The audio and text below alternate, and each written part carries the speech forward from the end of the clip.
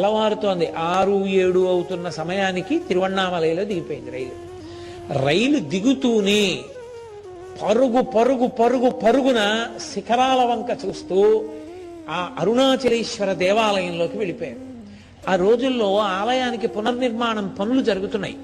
అందుకని 8 గంటలు అయితే తప్ప దేవాలయం తలుపులవి తెరవడం సాధ్యమయ్యేది కాదు. ఏమి ఆశ్చర్యమో తెలియదు, ఆ రోజున గుడి తలుపులు తెరిచేశారు. అన్నిటికన్నా ఆశ్చర్యం ఏమిటంటే అసలు అరుణాచలంలో అలా అర్చకుడు లేకుండా దేవాలయం తలుపులు బార్లా తెరిచి ఎప్పుడూ ఉండదు. అటువంటిది ఆ రోజున ఆలయం తలుపులు తెరిచి ఉన్నాయి. ఎవ్వరూ లేరు. ఈ పిల్లవాడు పరుగు పరుగు పరుగు పరుగున అంతరాలయం దగ్గరికి వెళ్ళిపోయాడు.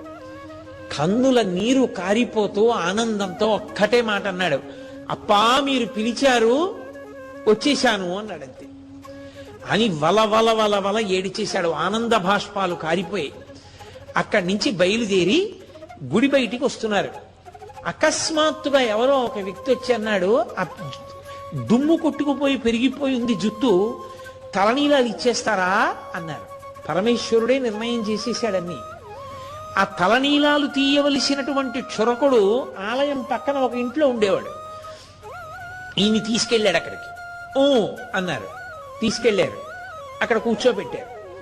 ఆయన శుభ్రంగా శిరోముండనం చేసేశాడు.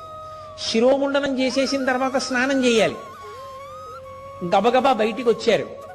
బయటికి వచ్చి ఎందుకు ఈ మిగిలిన డబ్బులు, ఆ డబ్బులు తీసి కోనేటిలోకి విసిరి పారేశారు. ఆ పిండి వంటల మూట చూశారు.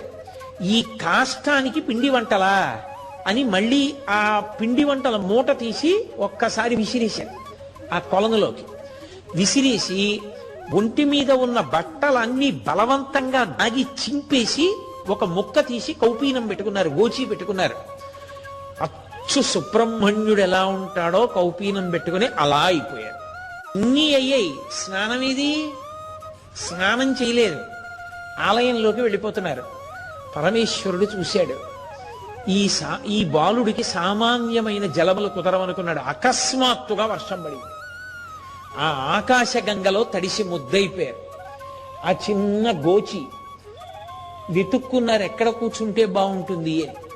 వేగాళ్ల మంటపం కనపడింది. ఆ 1000 కాళ్ల మంటపంలోకి వెళ్ళి బాగా చీకటిగా ఉండి ఎత్తుపల్లాలుగా ఉన్నాయి పలకలు.